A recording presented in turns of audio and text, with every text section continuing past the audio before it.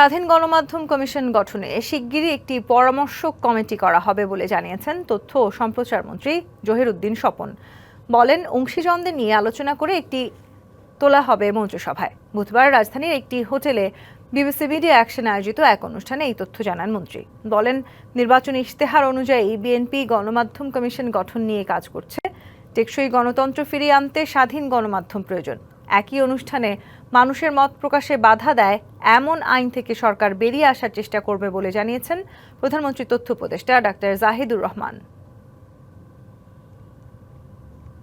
Misinformation, disinformation এবং ম্যাল ইনফরমেশনের বিরুদ্ধে আসলে আমরা কাজ করব। তার আগে যথেষ্ট পরিমাণ সচেতনতা তৈরি করা এবং অবশ্যই এটা যাদের জন্য আমরা এই জিনিসগুলো বলতে চাই তাদের সাথে ইন্টারঅ্যাক্ট করেই করতে চাই। আমরা একটা পরামর্শ কমিটি গঠন করব, যেই পরামর্শ কমিটির পরামর্শ নিয়ে আমরা চূড়ান্ত একটা পরামর্শ সরকারের জন্য তৈরি করব। এ বিষয়ে যেহেতু সকলেই আমরা একমত, ফলে অন্যান্য অংশীদাররাও আমি মনে করি যে আমাদের সহযাত্রী। ঈদ আসবে, সাথে ক্যাশব্যাকও আসবে। নিজের বা প্রিয়জনের জন্য কেনাকাটায় এবারও নগদ পেমেন্টে পাচ্ছেন দারুণ ক্যাশব্যাক। তাই যাই কিনুন, পেমেন্ট করুন নগদে।